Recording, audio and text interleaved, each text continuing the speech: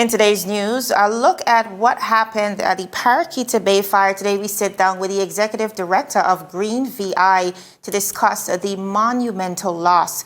BVI Seaport's reopening was delayed again, and we see the chairman of the Marine Association as well as the opposition leader speaking out.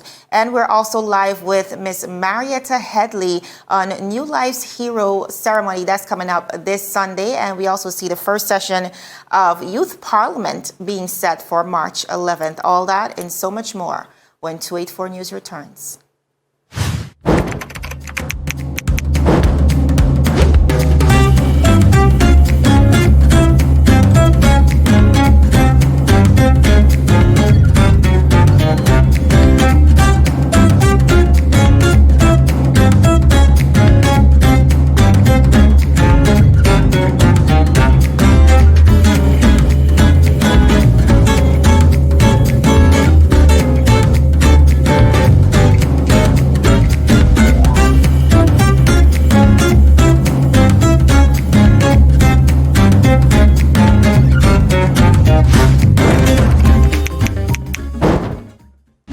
It is a terrific Thursday here in the British Virgin Islands, Thursday, February 25th, and we are coming to you live out of 284 News for 284 Media. My name is Javon Wilson.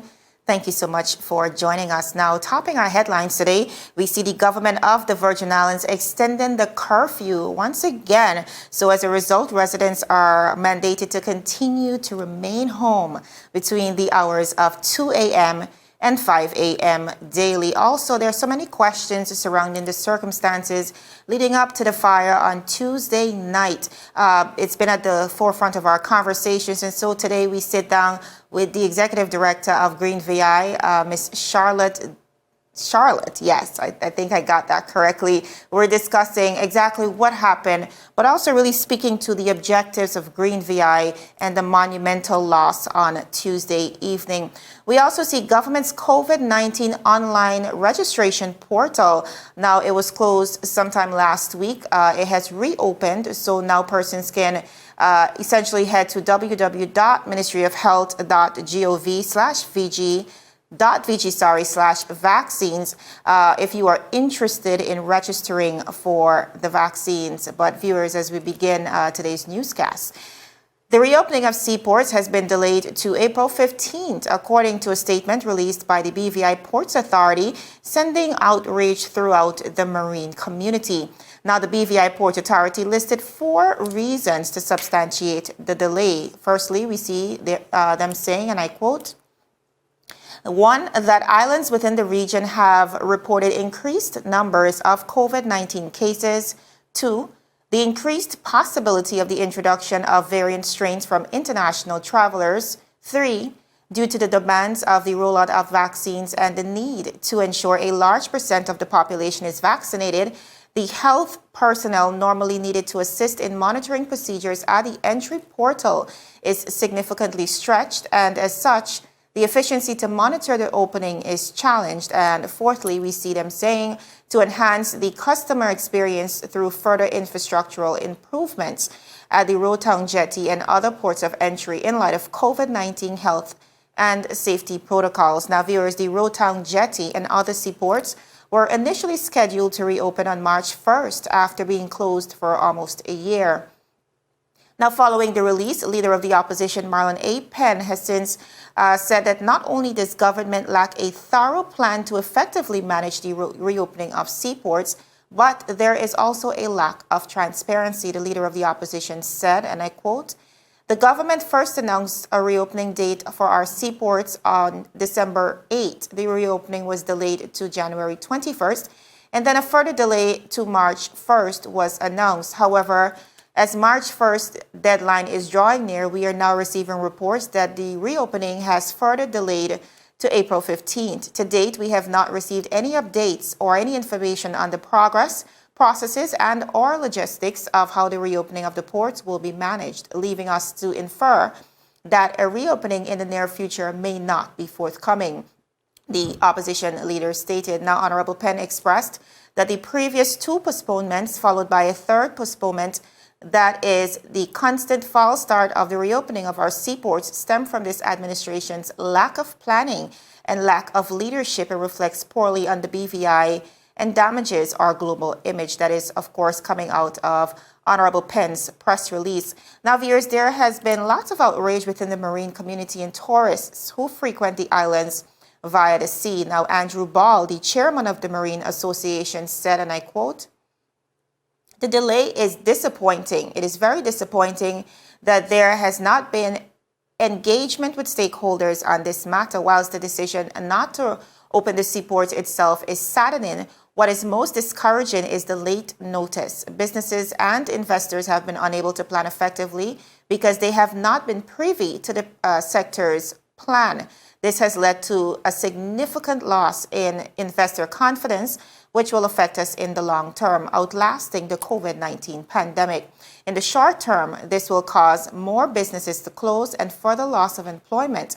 To be clear, the lack of coordination is arguably more damaging than the failure to open on its own." Now, viewers, the BVI Port Authority's most recent update was sent out via email. That is last evening, Wednesday at 8:42 p.m.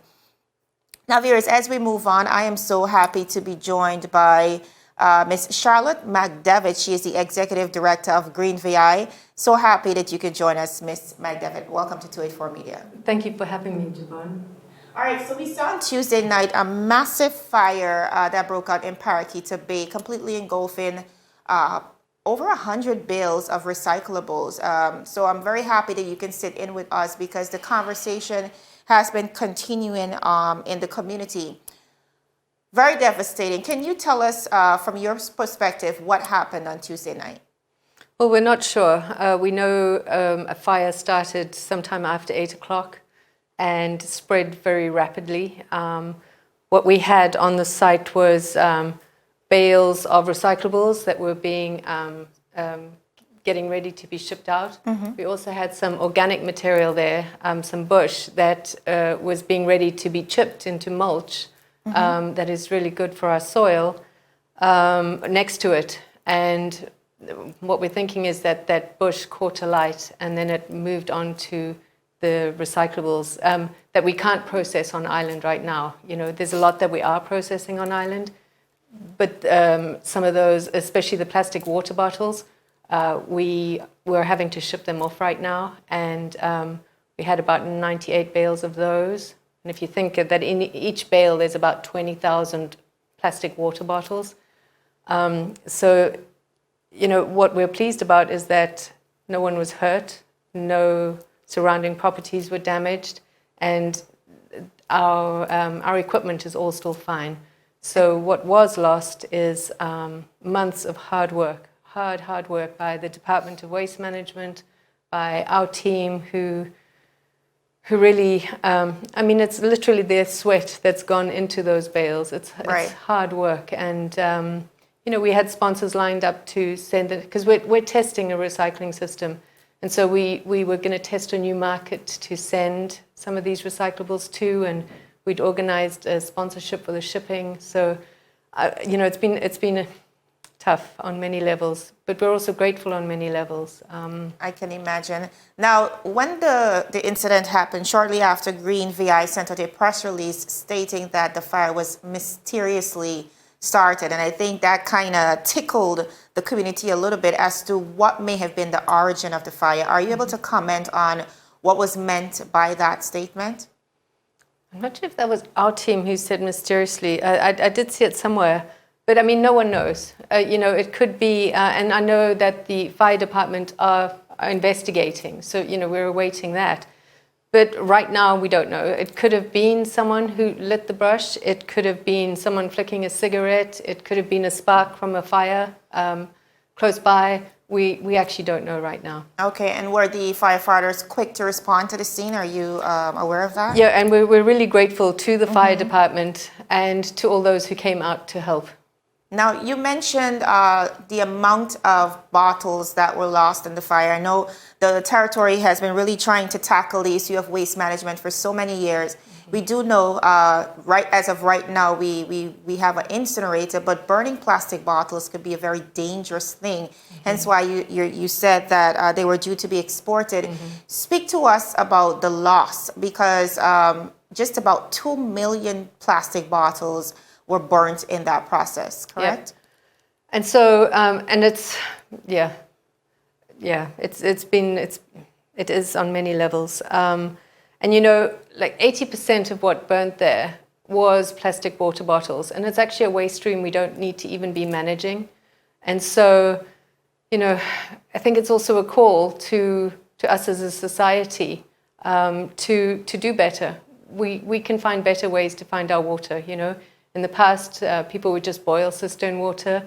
We have water filters available to us now. We have the water dispensing machines all over the territory. The water bottles themselves are usually the quality of the water in those plastic water bottles is questionable.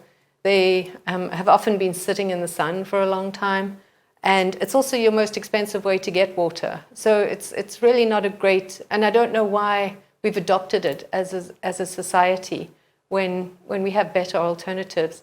Right. And then it just diminishes all the impacts downstream if we stop it at source and just don't do that anymore. I think you're right. I think often we underestimate the effects of the Cancer Society continues to speak on the fact that, you know, using water, and once the heat hits the water bottle, it becomes a cancerous agent. Mm-hmm. And we've seen many countries across the world really moving forward with legislation to reduce waste in the community. Speak to us about that. Where are we with legislation as it relates to government support towards ensuring that we live in a greener society? I'm so glad you asked that question. There are two key pieces of legislation that are required right now. And I think the more people that speak to their district representatives or to their ministers about it, to make sure it's at the forefront of being actioned this year. And the one is the ban on single-use plastics. And I know something has gone before Cabinet again. I know something's been drafted. And it's a key piece of legislation. And that will keep us, it protects our health, it protects our oceans, it protects the environment that keeps us alive. The other key piece of legislation that's required right now is the container deposit system, which is really where, you know, if you bring something back, you get your deposit back on it. And it's a really great way to fund the system long term. Mm-hmm. But it's also a really great way to keep all the litter out of our environment. Well, I mean, I put think it to where it should be. Yeah, exactly. I think if that was to be the case, a lot of that waste would be off the streets and certainly not supported. It's one of your best anti-litter strategies.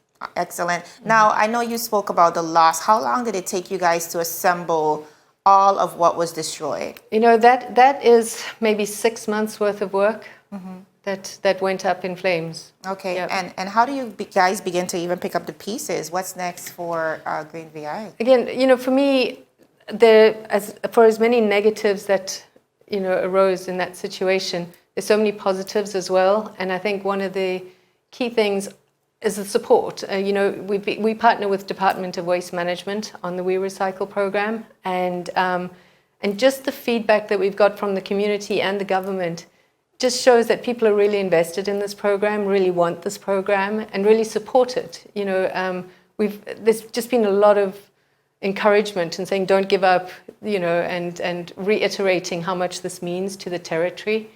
So that's been really positive. Okay. All right. As we begin to close, what would you like to say to our extended audience as it relates to recycling? I know that in speaking to Ms. Penny, just about 20% to 30% of persons in the territory recycle. What do you think would be the impact if we were really to, you know, truly embrace this? And what do you want to say to persons to encourage them in this time? I think it's simple. You know, the better we manage our waste, the more we protect our own health. So it means less open burning, less burning at Parkwood Pond, less burning at some of the dump sites. It means less pollution in our water and our air. It means less breeding sites for mosquitoes that can cause disease. It's at the end of the day, it protects our health and the health of our families. Excellent. Ms. Charlotte, thank you so much for joining us. And of course, our sympathies are with you guys at this time. But we know that you guys are quite able to pick up the pieces. And I'm really hoping that wider BVI really steps up and be a part of the wider recycling process. Thank you. Well, thank you so much. You're welcome. Viewers, we're going to go to a very quick commercial break, but when we come back, we are speaking about New Life's Unsung Heroes service. It's definitely a service that we look forward to every single year, where we honor the legacy of persons within our community. Stick with us. There's so much more to come.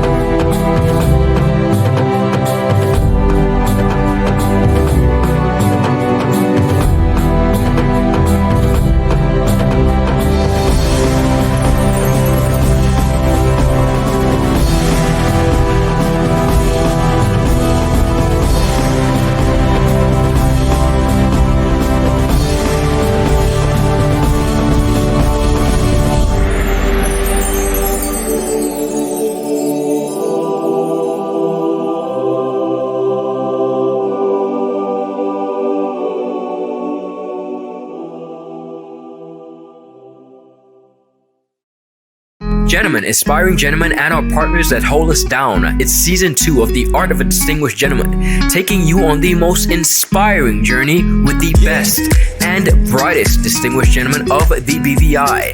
Raw, real-life lessons that translate to grounded, community-minded, well-rounded men like you've never seen them before. Governor Augustus J.U. Jaspert, Jovan Klein, Neil Klein, and so much more. Turning modern-day men into 21st century distinguished gentlemen with yours truly, Ron Grant, a 284 Media production. Viewers, welcome back to 284 News. Now, today I am so happy to be joined by a beautiful young lady, Ms. Marieta Headley, actually, to speak to us about the upcoming event this Sunday. Now, the New Life Baptist Church will honor just about 20 persons at the 17th Annual Service of Recognition for Virgin Islands Unsung Heroes. Welcome, Ms. Headley. Good afternoon. All right. To be here. Welcome. I know this is your first visit to 284 Media. Yes, So welcome. Thank you. You're welcome. Now, this is certainly not the first time that the New Life Baptist Church is highlighting the incredible efforts of persons in the community. Just speak to us about that effort. Why is it so important for us to, the church as a body, to continue to honor the legacy of persons in the community? It has actually been, this year being the 17th year of the ceremony. It was the brainchild of our Bishop John Ivan Klein. Okay. That we formulate a program, something that we look in the community as a church and try to give them their flowers while they are living, so to speak, in a small way, very small way. It is something that is dear to his heart, that we look at persons out there who probably might not have been given an honor before, who we tend to overlook a lot of times. So this year is no different. It's our 17th year that we are doing it, and this year we decided that with all that's going on in the world, let's focus on the pandemic, and that's what we did. So I'm guessing that's how you guys went about selecting the honorees for this year's ceremony. Well, what based usually on the pandemic. Okay, what we decided a couple years ago, we had the hurricanes, Irma and Maria, and we, instead of having the normal 3 or 4 persons that we do every year in the community, we focus on those persons from the hurricane. And this year, the whole world is focused either on the pandemic and what's going on, and we felt it necessary to honor those persons in our community who have more or less helped to keep us safe. Right. And that's how we came about doing it this time. The team got together and we just sat down and shoot some names out, and we know that there are a million more persons that probably are deserving of this honor, but we can't do all. Right. And we're just doing a short, a few of them. So these persons have now been shortlisted into a category of 20. I know that you guys have also additionally placed them into 5 interesting categories. So speak to us about what those categories will be. Okay, we have a category what we call the frontline workers, those persons who actually are out there. We call them frontline in that they are first responders. They include persons like the Premier. Yes. You know, he is top of the list, of course, because everything is run with money, and being the Minister of Finance. And then we have the person like the Minister of Health. Yes. And those persons who work around them at the top level, who ensure that they are there to help put policies in place. And then we have the remedies of the reality. There's a reality going on now. Right. What is real with us now? You have to wash your hands. You have to wear your mask. You have to do 6 feet apart and stuff like that. There are those persons that fall in that category that speaks to that. And then we have a category we call onset and management. At the beginning, at the onset, in terms of all the lockdowns that we had, what happened? We needed food. We needed to get the packages that were made from the government and stuff like that. So we have that category. And then we have what we call the border protection, that group of persons that we have to deal with. And then our 5th category, of course, is those persons that deal with our new normal. What's normal now? What's new? Those type of persons. So that basically wraps up the 5 categories that we are looking at in terms of our ceremony.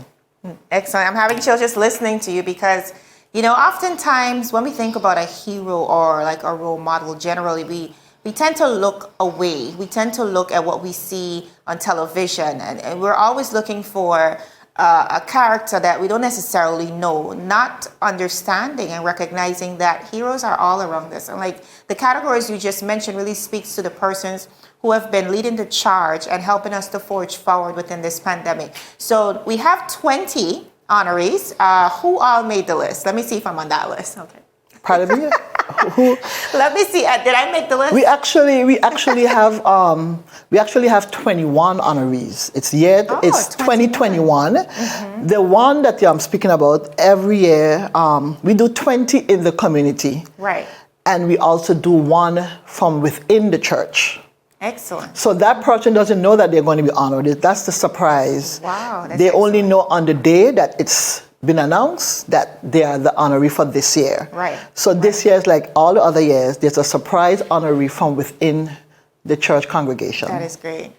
So who all is on the list? I know you mentioned the Premier, Honorable Carvin Malone. Sorry. Who else made the list? Okay, we have persons like the Permanent Secretary in the Ministry of Health, Ms. Petrona Davies, Dr. Potter, Irad Potter, Dr. Georges. Okay. We also have the PR person for the Ministry of Health, Ms. Adriana Somerall. Excellent. The private secretary to the minister, Mrs. Tisai Oflaharty Maduro. Okay.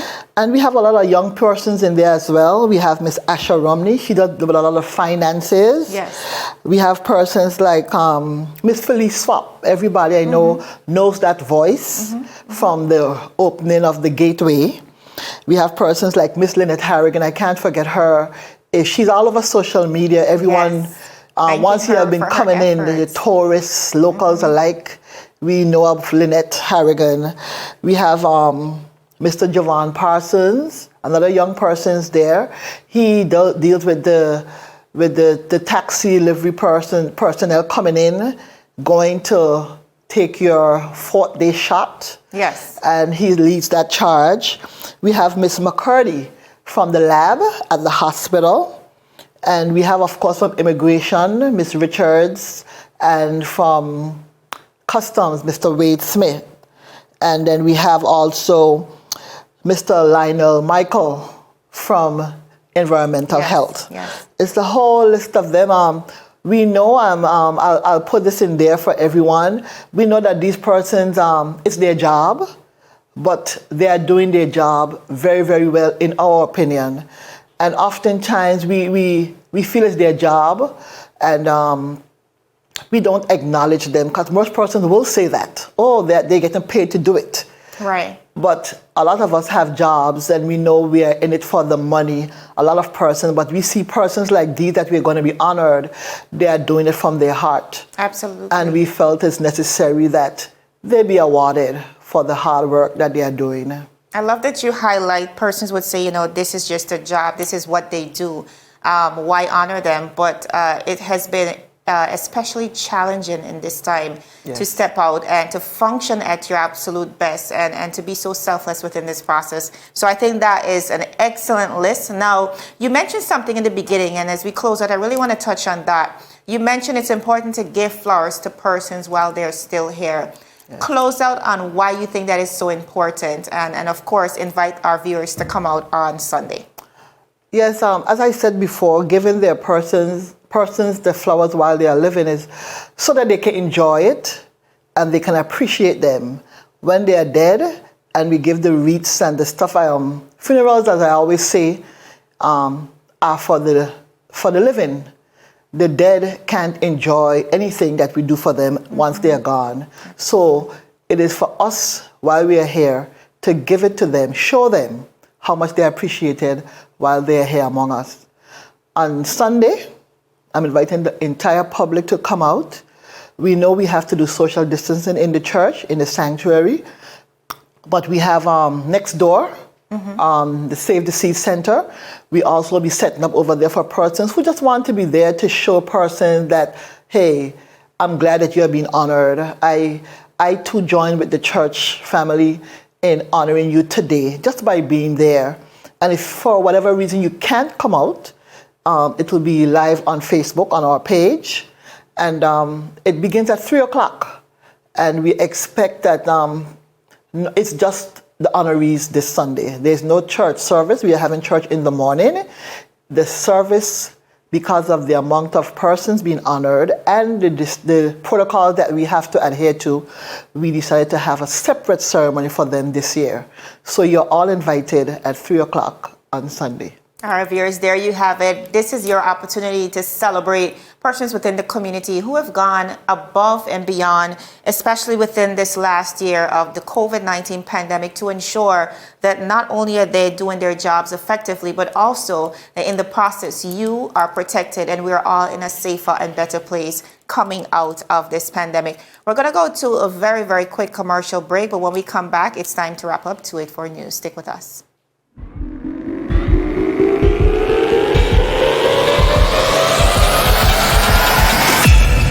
Hey, Dante. What's up? Well, you look like you're about to pass out. I think I am. But anyhow. Cho, what are you doing? Remember last year when I spoke to you over the phone? When I said, well. Anyhow, ever since that moment, I was wanting to take this step further with you. OMG, Dante! I want to know if you, Via, would officially have me as your sales rep with a friend. What? To get live with our February promotions. Huh? Get live, get love, and get gifted. Bring a friend to CCT to sign up for a freedom plan. Take a picture with them in the store and post to social media with the hashtag GetLiveCCT. Then put your receipt with your number in the golden basket and wait on a call from Jante. First place gets $500 each. Second place, matching Samsung Galaxy A30s. And third place, $150 shopping vouchers each to One Mart. So are you really saying? Really? And I could bring a friend too? More the merrier. Viewers, welcome back to 284 News. Now, before we actually go, I know we're out of time. The Office of the Director of Public Prosecutions is no longer accepting requests for ongoing criminal matters to be discontinued. And we also see the first sitting of Youth Parliament now set for March 11th. We couldn't cover those on today's newscast, but they are on our website. So check us out at 284media.com. We're also on Facebook at 284media and 284BVI. On Instagram and Twitter. My name is Javon Wilson. It has been my pleasure.